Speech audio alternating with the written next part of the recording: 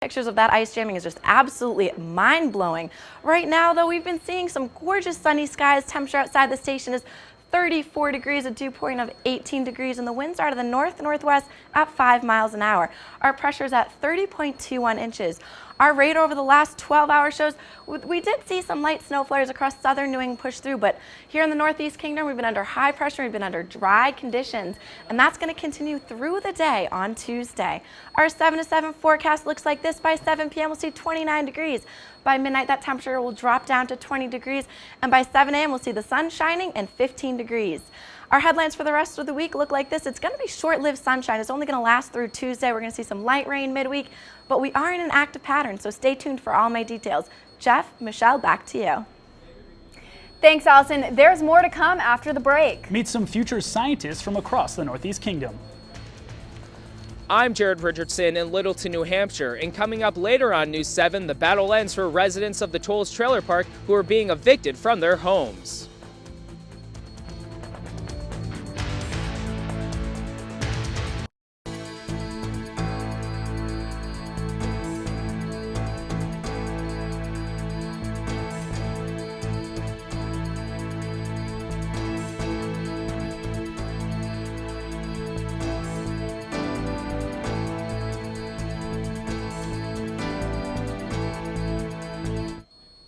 Pregnant teens in New Hampshire could soon be required to first tell their parents or a judge before getting an abortion. 4 years ago, a similar law was repealed, but this week, the State House could vote on the measure. Republicans in the House support the bill, while Democratic Governor Lynch, who repealed the law 4 years ago, has not publicly spoken about the matter. A long battle ended today for residents of a trailer park who have been fighting to keep their homes. A commercial developer bought the land that the trailers sit on, but did they give the residents enough time to find a new home? News 7's Jared Richardson reports. Fears became reality 2 weeks ago at the Tolles Trailer Park in Littleton, New Hampshire, after residents got a final eviction notice. I was mad, like unbelievably mad, like enraged. It's going to be hard for me because we've always earned our money by how we survive week to week, and we were never prepared to move out. Last spring, the new owners of the park abruptly announced that they would be evicting everyone after they bought the park to commercially develop it. It's unreal what they can actually do to people, like, because I've paid rent just like everybody else to live here, so they shouldn't be able to just rip it down like they're doing, but I guess it's their land, they can do what they want with it. Residents of the park formed a cooperative when they first heard rumors that their homes might be sold back in 2004 to try and raise money to buy the land back. They couldn't, so they sued the retail developer who bought the land, Kilburn Craigs LLC, claiming they were obligated to relocate the park. Kilburn Craigs eventually won the case in early 2010. Nick Smith is a resident of the park, and he says he has no place to go. Just living in a van. That's it. Trying to get a job. Kilburn Craigs said 2 years ago that they have no immediate plans to develop the land. The thing is about money, and there are those that are going to have to lose because of it. I don't like it. I don't think they should put it here. We don't need another store in this town. We got enough as it is. They're trying to make it like a city, but it's not going to work. Yeah. People who live in the area had their own opinions on the eviction of the residents in the trailer park. I think it's total bull for like 60 days or 6 days. That's ridiculous. No way can someone move that fast. It's not fair to them, and I think they should have given more time to be able to look for more, places to live and stuff like that. In the end, Fillion says it's going to be hard to let go of the place he called home for around 30 years, but he says it's time to move on. I have no choice. I have to do the best I can. One step at a time, one day at a time.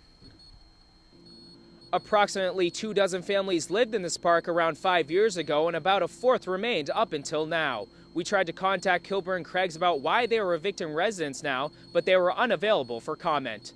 Jared Richardson, News 7, Littleton, New Hampshire.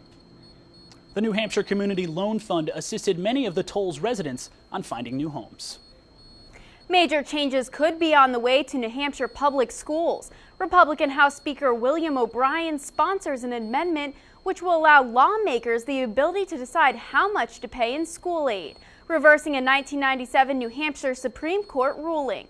O'Brien says the amendment would let lawmakers target aid to the neediest areas, taking out the court's ruling requiring adequate education to all public school children. Governor Lynch supports the amendment, but also affirms that education is a state responsibility.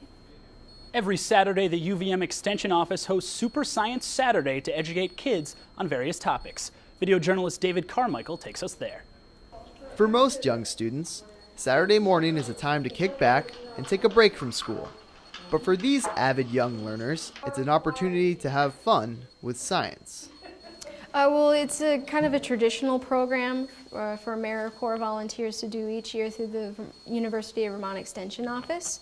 So as far as I know, they've done it for the last several years. AmeriCorps volunteer Candy Daniels instructs the kids and helps them improve their science, engineering, and technology skills in a safe way. Today's topic, chemistry. The girls did 2 experiments using household items to create gloop. It's sticking. It looks like... Ah.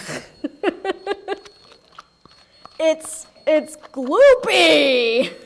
And learn how to use red cabbage as a pH indicator.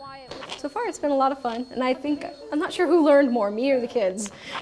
Daniels hopes to improve her program by adding more curriculum that's relevant to modern day society. David Carmichael, News 7, St. Johnsbury. The next Super Science Saturday topic will be environmental studies on the 19th of March. For more information on the program, log on to our website at news7newslink.net. And there's more to come on News 7 after the break. Kids from across the area went on a trip around the world, but never left Lyndonville. See how they did it. And I'll let you know all the details of our active weather pattern. Please stay with us.